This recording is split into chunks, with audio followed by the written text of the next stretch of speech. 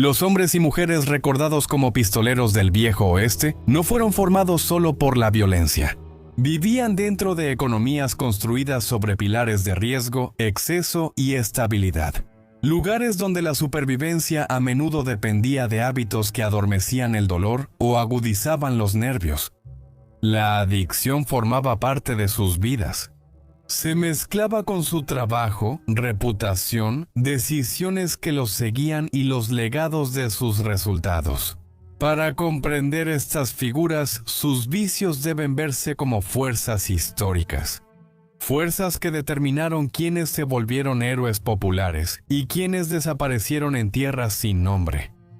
Para Huellas de la Frontera.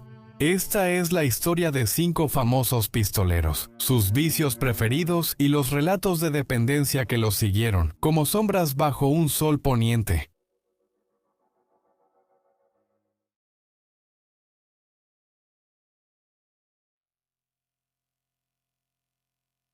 Martha Jane Canary, la leyenda del Viejo Oeste, conocida coloquialmente como Calamity Jane, mantuvo su notoriedad en una infinidad de ámbitos.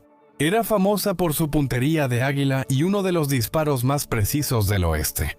Era una mujer de frontera, una folclorista, una artista digna de portada que se lucía tanto en el escenario como en el salón, gracias a todas las cosas por las que era conocida.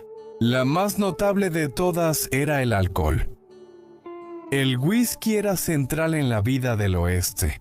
Servía para recreación, medicina, como pago y para aliviar el dolor ante la falta de cirujanos. Reducía las barreras sociales en los campamentos llenos y aliviaba la tensión del aislamiento. El consumo excesivo de alcohol se integró en la rutina diaria, especialmente entre soldados, mineros, cuadrillas del ferrocarril y cualquiera que viviera en los márgenes de las economías de las ciudades en auge. Los doctores casi nunca consideraban el exceso una enfermedad. Usualmente veían el alcoholismo como debilidad. Se bromeaba al respecto como algo pintoresco, cualquier cosa para justificarlo, como decían. Parte del panorama, esa tolerancia permitía que el daño a largo plazo ocurriera sin ser cuestionado. Un bebedor útil o divertido beneficiaba a la sociedad. Calamidad Jane vivía plenamente dentro de ese mundo. Su reputación creció por los excesos, pero luego empeoró. El mismo comportamiento que la hizo famosa pronto resultó incómodo. Nacida como Martha Canary en 1856, su infancia ofreció poca protección contra la inestabilidad. Su familia se mudaba constantemente, persiguiendo oportunidades a través de tierras inexploradas. Sus padres murieron cuando era joven, dejándola sola para sobrevivir. En una sociedad con pocas opciones seguras para niñas huérfanas, la independencia era necesaria y llegó pronto. La vida en los campamentos se convirtió en su aula, moldeada por los pueblos mineros y otros asentamientos temporales que existían solo mientras el dinero fluía. Esos entornos se centraban en el alcohol. Los salones y bares solían ser los primeros en construirse y los últimos en cerrar. Para una joven que intentaba comer y tener un techo, la cercanía a esos lugares era inevitable. Beber formaba parte del trabajo y el ocio, por lo que la embriaguez no parecía un exceso. Con el tiempo se convirtió en una forma para que mujeres como Jane manejaran la incómoda esencia de la vida, ya fuera melancolía o agotamiento.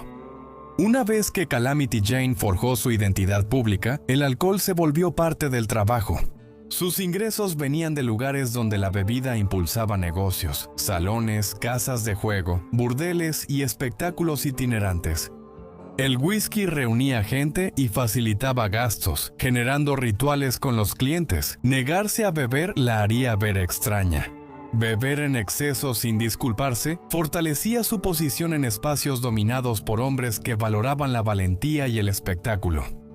Su reputación siguió el mismo camino. La imagen de una mujer intrépida bebiendo whisky puro alimentaba la leyenda.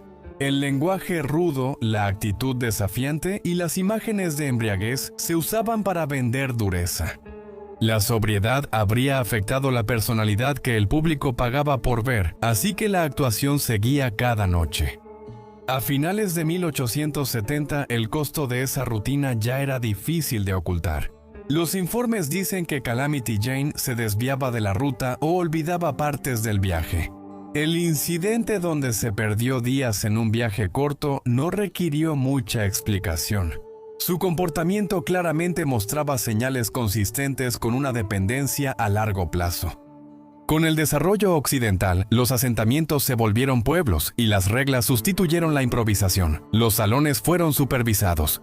Los agentes de la ley patrullaban las calles abiertamente. El desorden dejó de ser un atractivo. Lo que antes hacía rentable a Calamity Jane ahora la perjudicaba en sus intentos de ayudarla. Seguidamente, Josephine Brake ofreció algo raro y generoso, un hogar estable y apoyo financiero además. Jane aceptó y parecía realmente decidida a dejar de beber. Al poco tiempo, el ciclo familiar regresó. La seguridad no podía competir con el atractivo inmediato del alcohol ni con la enfermedad en su cerebro. Este patrón se repitió con una consistencia dolorosa.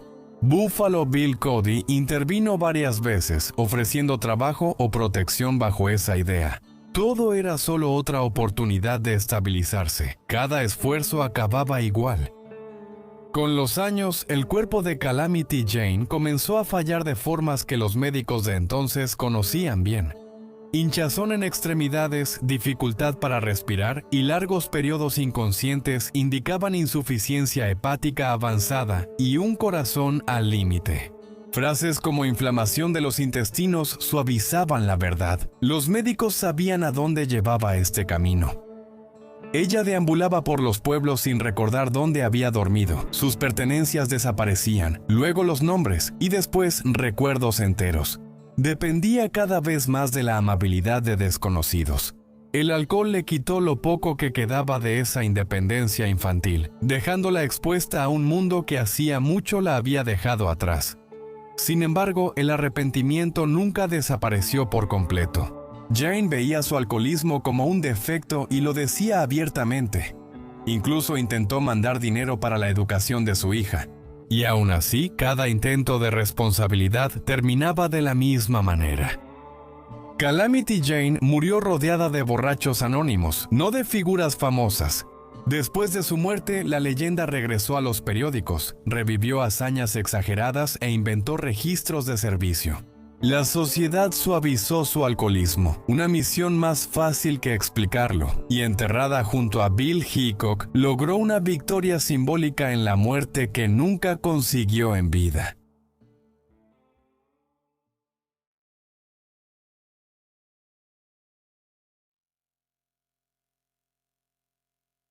El alcohol ataba a las personas a un lugar hasta destruirlas, mientras que el juego las impulsaba a irse. Las apuestas no eran un pasatiempo en el oeste. El pago de un menor, el salario de un vaquero y el bono de un soldado solían pasar por una mesa de fieltro antes de llegar al banco, alimentando el juego, salones, teatros y burdeles. Mantuvo vivas las ciudades tras agotarse el mineral y caer la madera. El legendario pistolero y periodista Bud Masterson era de los pocos que nunca apostaban por diversión. Las cartas en el faro no eran distracciones que se hacían después del trabajo, eran el trabajo. Vivió siempre en la economía del juego, lo que le permitió evitar el colapso visible de otras adicciones. Masterson no se perdió en el juego, sino que el juego se construyó a su alrededor. Su comodidad con el riesgo surgió temprano. De adolescente cazaba bisontes en las llanuras del sur. Sobrevivir requería entender las probabilidades y aceptar la pérdida. Cada cacería conllevaba la posibilidad de violencia y muerte, y con el tiempo esa realidad dejó de parecer extraordinaria. El juego reflejaba la vida de un cazador, muy de cerca. Esperar importaba, observar importaba. También era importante absorber la derrota sin perder la compostura. La calma de Masterson bajo presión se reconoció más tras Adobe Walls. La firmeza que lo salvó en batallas sangrientas también se veía en la sala de juegos. Un jugador conocido por mantener la calma hacía menos probables las disputas. En ese sentido, la pistola de Masterson era práctica, desalentaba las trampas y mantenía los juegos en orden. El juego definía su geografía. Masterson se movía sin cesar por Cheyenne, Dodge City, Tombstone, Denver y un montón de pequeños pueblos en auge que surgían y desaparecían igual de rápido. Cuando los votantes de Dodge City lo removieron, perdió más que el sueldo. Le quitó legitimidad y estructura, y el juego volvió a llenar ese vacío. Los reformadores en Dodge City buscaban limpiar la ciudad y se oponían a salones, burdeles y lugares de juego. Masterson representaba el mundo que esperaban borrar. Su destitución no se debió a un mal desempeño como agente de la ley. En vez de adaptarse, se aferró más a la economía del vicio que siempre le convenía.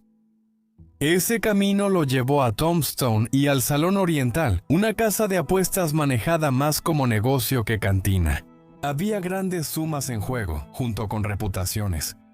Masterson servía tanto como croupier experto como advertencia silenciosa. En este entorno, su obsesión por el juego era útil. Eso lo mantenía alerta, atento y sobre todo leal al casino. El oeste eventualmente se volvió más estable y el juego lo siguió hasta ciudades que ya no eran temporales. Denver, Colorado, marcó el cambio en Masterson. Las apuestas se sentían tan altas como la altitud, pero el entorno resultó ser un cambio útil. Las casas de juego ahora eran negocios visibles con ubicaciones fijas y vínculos con funcionarios de la ciudad.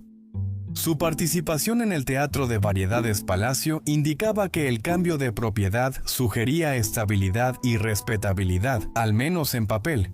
Bud Masterson ya no era solo un hombre detrás de la mesa, sino un inversionista en la propia empresa, y aún así los riesgos financieros continuaban. Las disputas personales lo seguían, las complicaciones políticas se acumulaban, no siempre le tocaba una escalera real. La tensión derivó en un escándalo público. Un altercado con un alborotador mostró lo rápido que desaparecía la moderación. Si sentía amenazado su orgullo o reputación, Masterson respondía como siempre. La violencia no era constante para Bat, pero siempre estaba cerca. Liderar una operación de apuestas en una ciudad en expansión también exigía protección. La economía del vicio en Denver dependía mucho de favores políticos, elecciones amañadas, policías sobornados, lo que sea. La asociación de Masterson con figuras como Soapy Smith lo colocó directamente dentro de ese sistema. Las líneas morales se trazaban de manera muy estrecha, y cualquier cosa que protegiera las ganancias podía justificarse. Ganar importaba más que cualquier cosa. El éxito se convirtió en su propia justificación. El juego se expandió más allá de cartas y ruletas. Las peleas de boxeo crearon un mercado nacional con grandes apuestas y constante cobertura de prensa. Masterson seguía las peleas como los buscadores de oro los rumores. Al servir como árbitro o cronometrador, obtenía información privilegiada que influía en las probabilidades y los resultados. Estos roles lo acercaban a la acción y le daban confianza para apostar, sin depender del azar. Después, la ciudad de Nueva York le ofreció brevemente otra opción. Trabajar para Jorge Gold redujo el peligro físico y le dio un ingreso estable. Los juegos eran tranquilos, los riesgos controlados y había menos caos, pero la comodidad no lo retuvo. Sin embargo, regresó al oeste atraído por el caos del circo. Incluso Denver dejó de consentirlo. Ya fuera curiosidad o molestia, la tolerancia se agotó. Una América en reforma ya no permitía vicios visibles ni desorden público. La antigua idea del hombre jugador se desvaneció a medida que el juego se reguló y se corporativizó. Masterson sobrevivió donde otros no porque era inusual. Su personalidad y persuasión lo mantuvieron a flote más tiempo. Aún así, su historia distorsiona la verdad más amplia para cada jugador que se ganaba la vida como Bat. Miles lo perdieron todo, hogares desaparecieron, familias se rompieron y vidas se perdieron. Su adicción no lo arruinó por completo, convirtió el vicio en vocación gracias a circunstancias poco comunes y habilidades personales únicas. La historia sigue siendo más dura. El juego llevó a la gente al oeste y pocos regresaron. Bat Masterson es la excepción a la regla.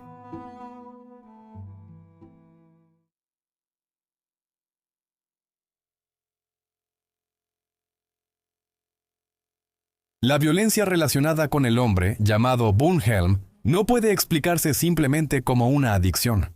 El canibalismo existió en la historia de la frontera, usualmente como último recurso en asedios, naufragios u otros escenarios oscuros de hambruna.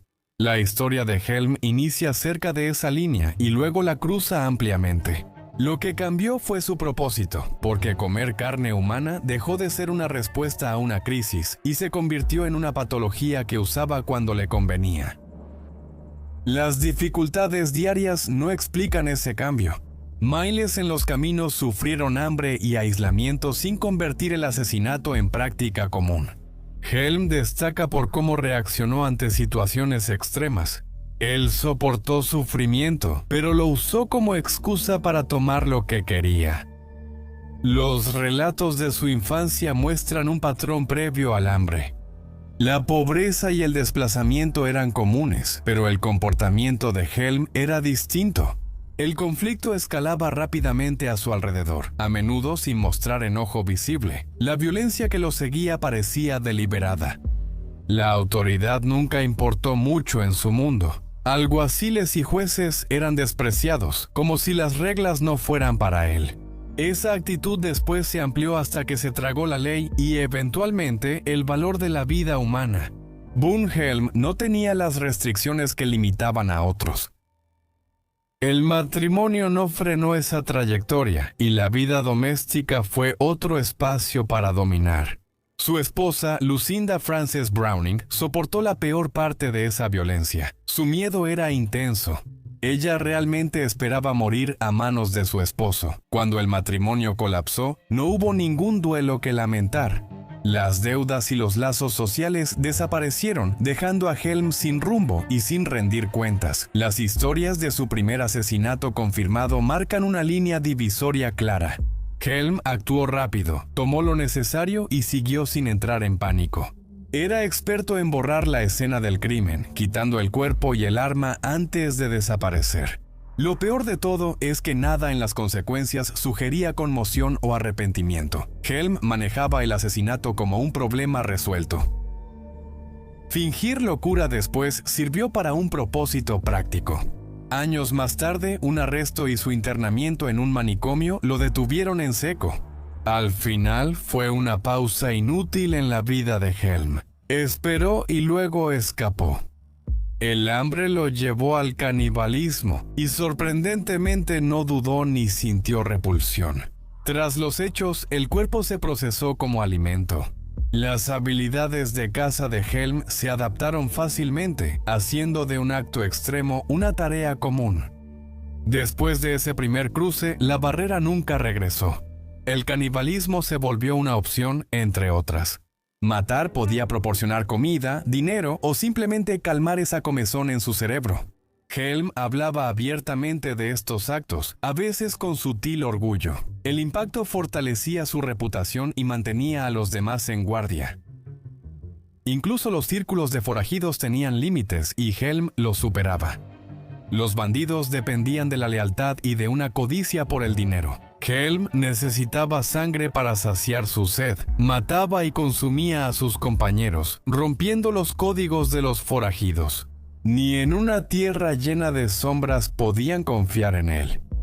Un incidente dejó el punto muy claro. La mutilación de un hombre conocido simplemente como Burton fue prolongada e intencional. Ofrecerle a un hombre su propia carne borró cualquier límite que quedara.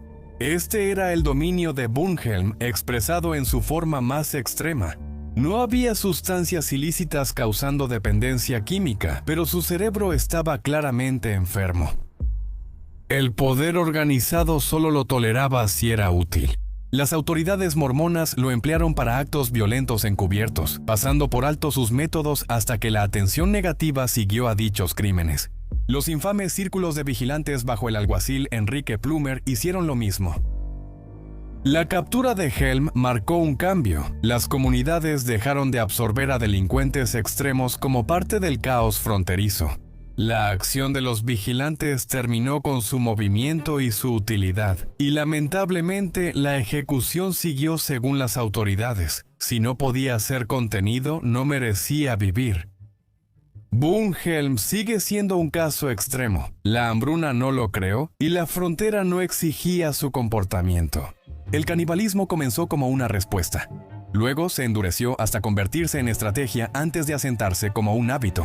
Su violencia adictiva y compulsiva mostraba claramente la falta de una mente sana.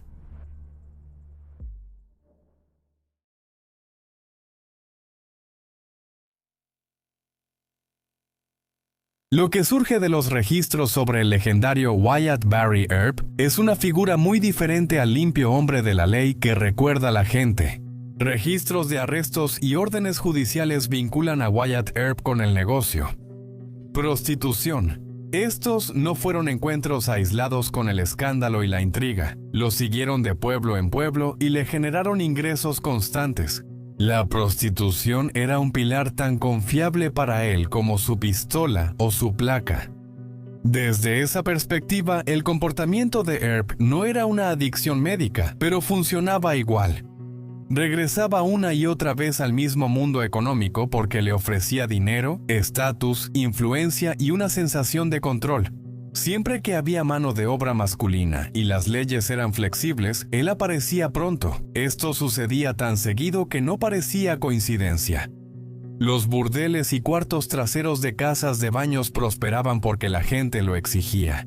Los campamentos mineros, centros ferroviarios, aserraderos y pueblos ganaderos estaban llenos de hombres solteros con mucho dinero y sin intención de quedarse. El trabajo sexual formaba parte de la economía local. A veces la vigilancia era laxa, otras se cobraban impuestos, pero a menudo se ignoraba hasta que la presión subía en el desarrollo del viejo oeste. Los burdeles no eran marginales, estaban al centro de la vida nocturna y donde había vida nocturna había dinero. Esos burdeles rara vez estaban solos.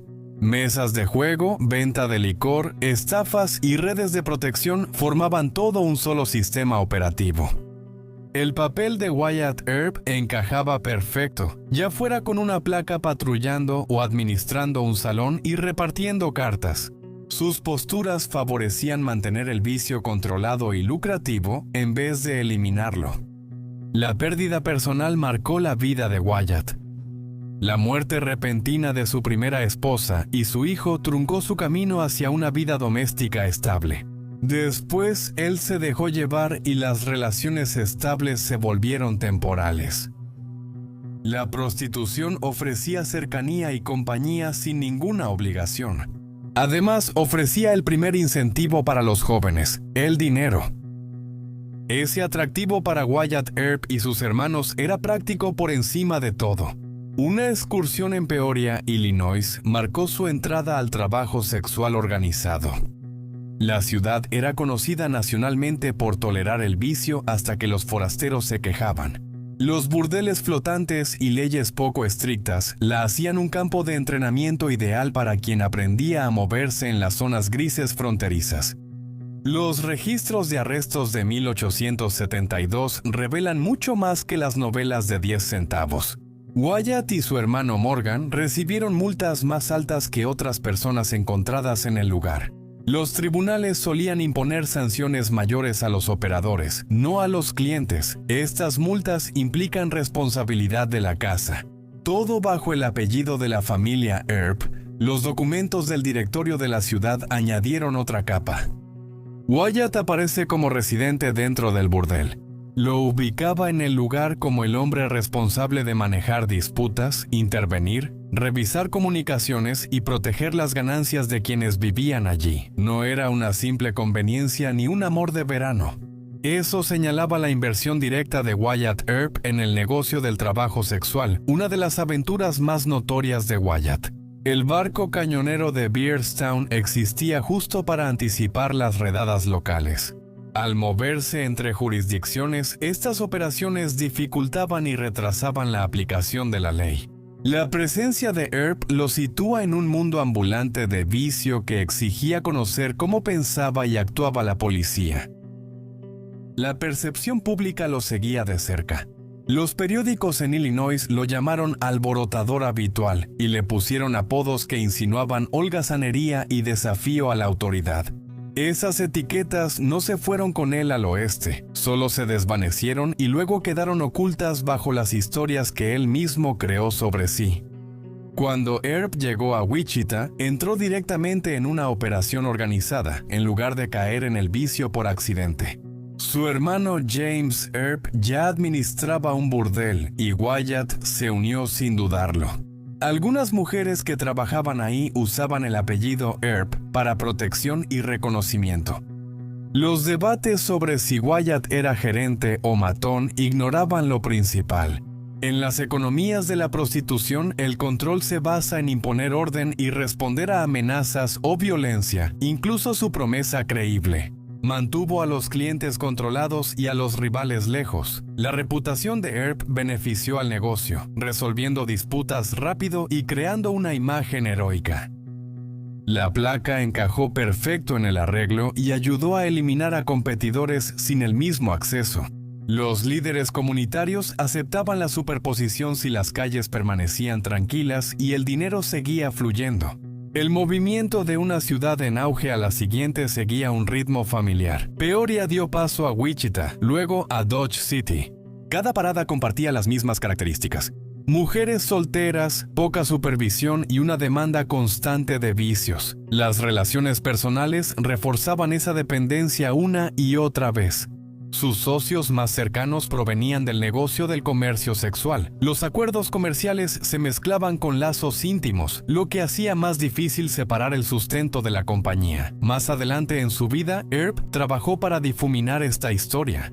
Decía que cazaba búfalos, pero en realidad trabajaba en burdeles. Así mantenía su reputación en la frontera. Sin el escándalo, esas revisiones sugieren incomodidad con lo abiertamente que el vicio moldeó su camino a la fama.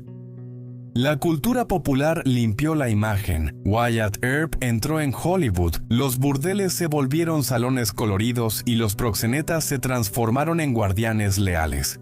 Los duros aspectos de explotación e imposición se desvanecieron, sustituidos por romance y heroísmo. Los registros muestran una relación profesional con el vicio, no solo una tolerancia a regañadientes. La prostitución daba ingresos e influencia en varios pueblos. Los tiroteos y burdeles siempre estuvieron ligados en la vida de Wyatt Earp. Operaban juntos y eran esenciales para la carrera que más tarde se convirtió en leyenda.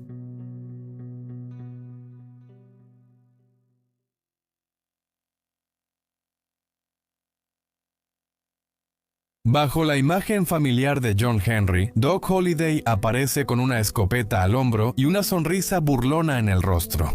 Un hombre cuya vida fue limitada por la enfermedad. Antes de los tiroteos o salones de juego, a Holliday le informaron que tenía una enfermedad probablemente mortal. Este conocimiento moldeó cada decisión que tomó después. Su fama de compañero peligroso y pistolero volátil surgió de un cuerpo que fallaba en público, obligándolo a lidiar con dolor, debilidad y miedo mientras seguía ganándose la vida en un mundo duro en desarrollo. Las historias populares ven a Holliday como volátil y violenta, pero los relatos contemporáneos muestran otra perspectiva.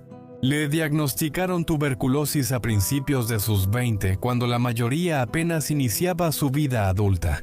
A diferencia de muchos pacientes, él también tenía formación médica formal como dentista, lo que significaba que entendía el cuerpo humano mucho mejor que el hombre promedio de la frontera.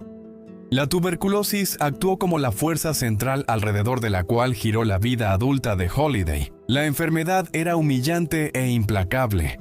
En lugar de un colapso repentino, la tisis imponía un deterioro prolongado marcado por la debilidad y la pérdida constante de peso y energía. El consumo de alcohol y el aumento en el uso de opiáceos no surgieron de forma independiente. Funcionaban como formas de seguir adelante en un mundo que tenía poca paciencia para los hombres enfermos. A finales del siglo XIX, la tuberculosis traía consigo estadísticas sombrías. La mayoría de los pacientes moría y los doctores solo ofrecían consejos y tranquilidad. Los síntomas incluían tos constante, esputo con sangre, dolor crónico en el pecho y la clásica consunción. La orientación médica priorizaba el cambio de clima y autocuidado sobre una cura real. Se alentaba a los pacientes a mantener esperanza con remedios caseros. Mudarse hacia el oeste se volvió una respuesta común al diagnóstico. Se pensaba que el aire seco y los espacios abiertos ralentizaban o aliviaban la enfermedad. El traslado de Holiday por el oeste sigue este patrón. No buscaba salud, sino tiempo, buscando dónde seguir trabajando. Todo eso mientras retrasaba lo peor de una enfermedad inevitable. Controlar los síntomas se volvió una necesidad diaria, y el alcohol era mi primer alivio.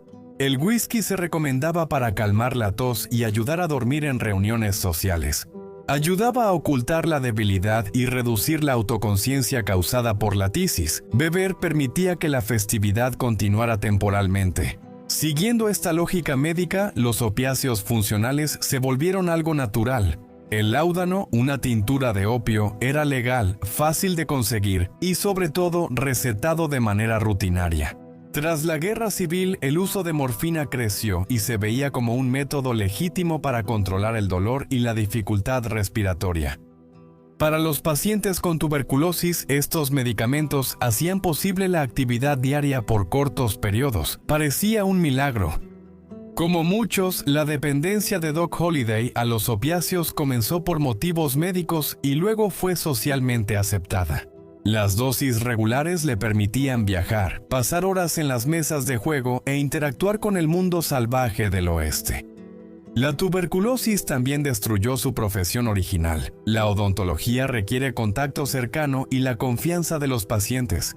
La enfermedad visible, el temor al contagio y ver una tos con sangre alejaban a los clientes. Con su consultorio fracasando, Holiday perdió ingresos y la identidad estable que venía con la odontología. El alcohol y los opiáceos le ayudaron a aceptar su destino, permitiendo que Holiday se concentrara y se desconectara de la conciencia de su deterioro físico. A medida que la salud de Holiday empeoraba, los efectos de la medicación constante empezaron a moldear su comportamiento de maneras que los demás a menudo malinterpretaron. El consumo prolongado de alcohol y opiáceos nublaba el juicio y reducía la paciencia. Sumado al agotamiento de la tuberculosis, pequeñas disputas se intensificaban rápidamente. Lo que parecía crueldad o mal genio solía reflejar un sistema nervioso superado por dolor y fatiga. En Tombstone, una bala en la pierna sumó sufrimiento. La herida no sanó bien, causándole dolor constante y obligándolo a usar bastón. El dolor crónico de este tipo casi siempre lleva a dosis más altas y Holiday no fue la excepción. Para este momento, el láudano ya no era una comodidad. Sin él, la vida diaria era pura agonía.